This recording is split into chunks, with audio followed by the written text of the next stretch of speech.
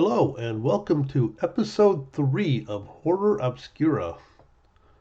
The movies for this episode are the 2000 film Christina's House and the 2006 film Death Row. Both of these films are first-time views for me. Our first movie is Christina's House from 2000. IMDb has its genres tagged as crime, horror, mystery, and thriller. Stuart Allison was the writer for the movie, and it was directed by Gavin Wilding. Wilding has had a spotty film career, having directed or produced films since around the turn of the century. However, this is Stuart Allison's sole credit listed on IMDb. A few of the actors I recognize, mainly John Savage, Brendan Fehr, and Jerry Wasserman. The movie stars Allison Lange as the title character Christina. I recognized her from a few low-budget efforts I had seen before, but her career ended in the early 2010s. The basic plot of the movie is that a father, played by Savage, moves his two children, Christina and her brother Bobby, played by Lorne Stewart, to a small California town to be near his wife. She became ill and was transferred to a nearby hospital for more specialized care. They're renting an old house, and as is usually the case with old houses in horror movies, strange noises are often heard. Being almost 17, Christina is forced to take on some of the responsibilities her mother would normally handle. There is also the caretaker Howie, played by Rowe, that is doing work on the house. Christina's boyfriend Eddy, played by Brendan Fehr, comes around enough to stir up trouble between Christina and her father.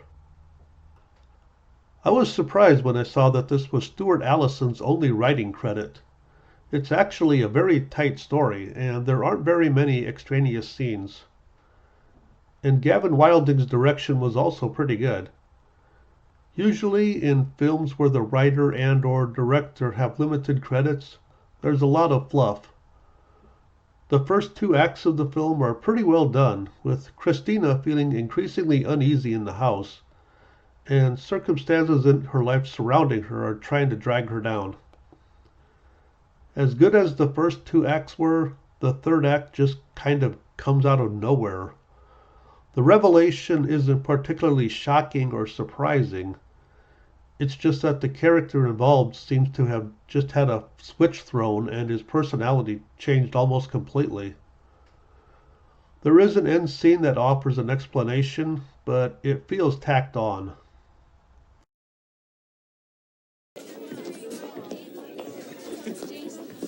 Don't worry, Chris, it'll show up. I can't believe this. Let's check the cab. If you left it there, it's long gone.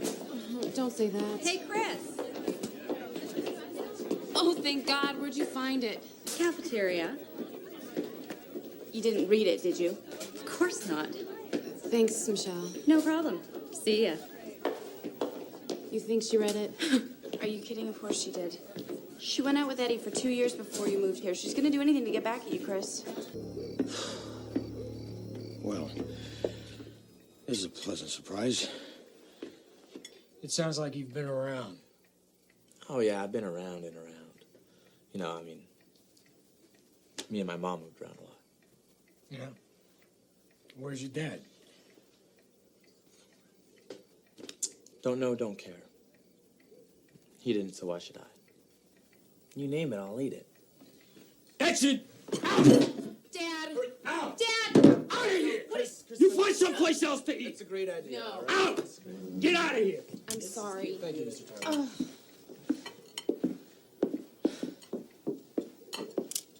No, wait. I'm sorry. I told you this wasn't gonna work. Well, I thought maybe if he met you that... Chris!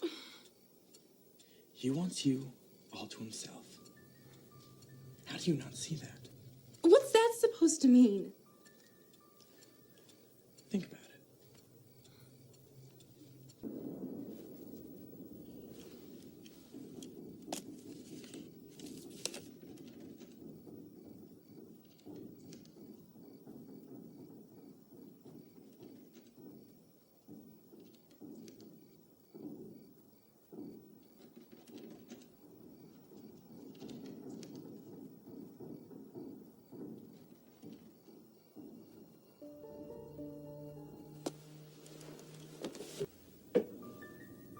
What is it? I just,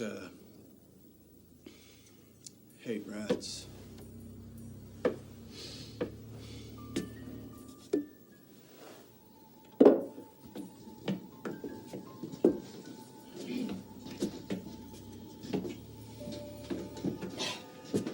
I don't see any rats.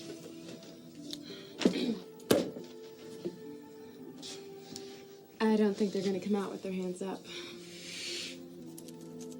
Look.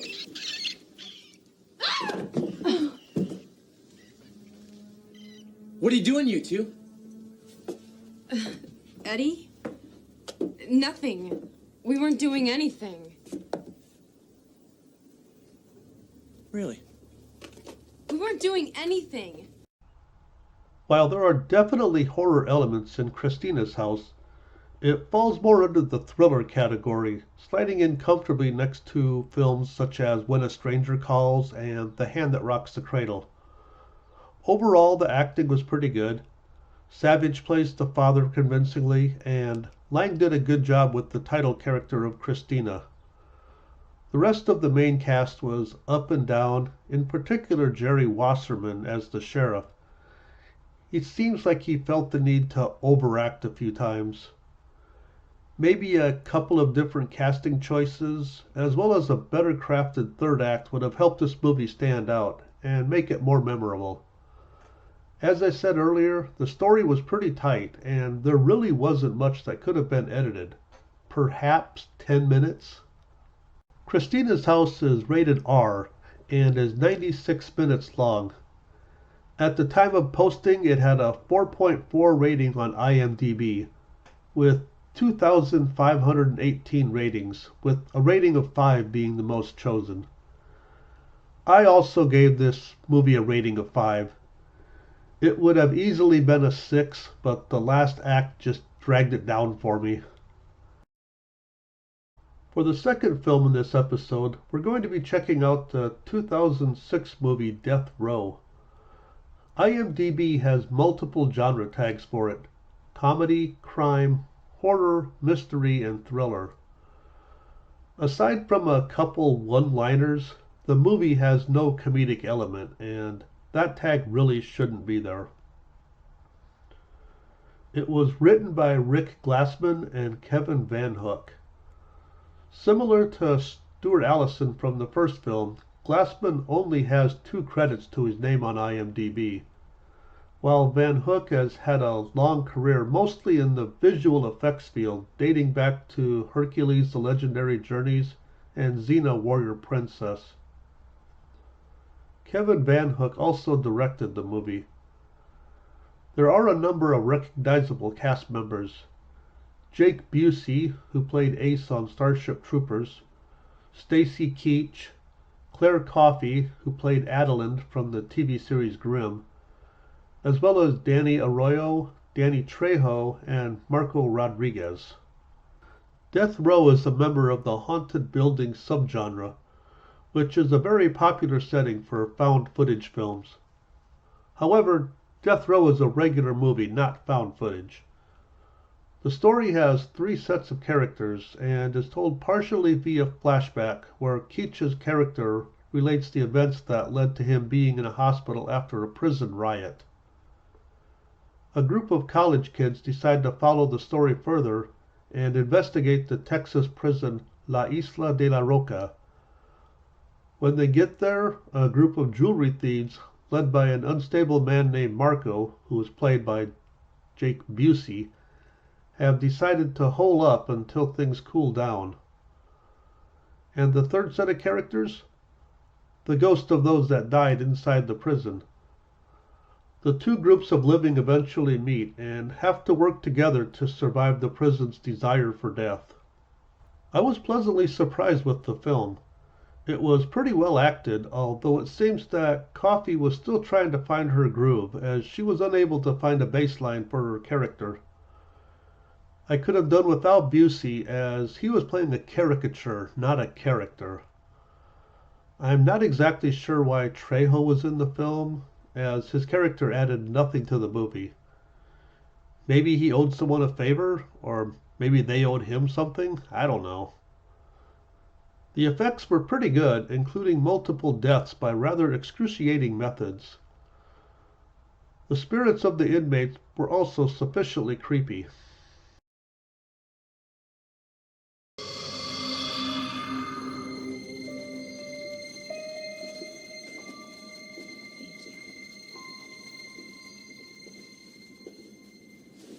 We need to make it to the boat. We can't leave Brian here. One of us could go for help. The rest could keep an eye on him. Oh. Yeah, that'd be a great plan. If the door was open. Oh, guys? What the hell? Freaky. Yeah. Just open by itself. I'm not going through there.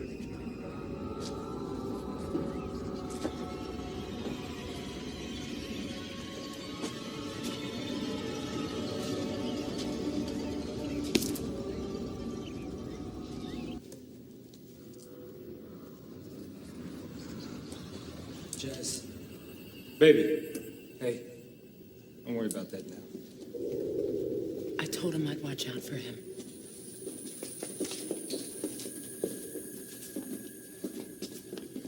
Stop. What happened to Hannibal? And who the hell is this guy? Oh, Brian? Brian, meet the bad guys. Bad guys? Brian. Hi. I didn't know you were here until I heard them in the machine room. I've never seen a machine just turn on by itself like that. Yeah. Stick around. What, do I have a choice? This place is evil, man. You heard the Padre, can't you feel it? I have seen some things that are pretty hard to explain. Genius, that is the understatement of the year right there. All right, champ. What do you know about electricity? Just the basics, positive, negative. Don't cross the streams. Crossing the streams is bad, huh? Yeah. All right. Yeah, I think I can tap up into the backup power here, see if it's enough to get these doors open. What can I do? When I tell you, man, hit that breaker. Oh, jeez, come on, man. Don't tell me you're afraid of a little juice, too. Let's go. Ready? Hey, I gotta go to the bathroom, and I'm not going by myself. Which one of you goody two-shoes is gonna be a gentleman? I'll go. Okay. Just wait out here. Where am I gonna go? And, if I'm not back out in, like, 5 minutes, coming after me?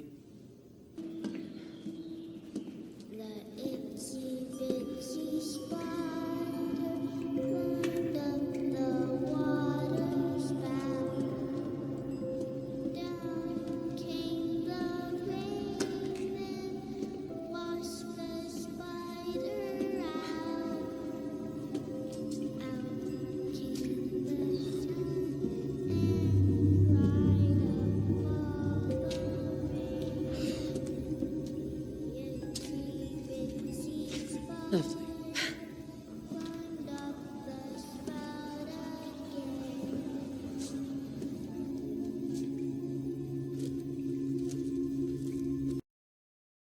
If you can find the DVD somewhere, either a sole disc or even in a compilation disc for $1 or $2, it's worth picking up. I wouldn't spend more than that. There are a number of movies that do the haunted prison style film a lot better, such as The Devil's Backbone and Shocker.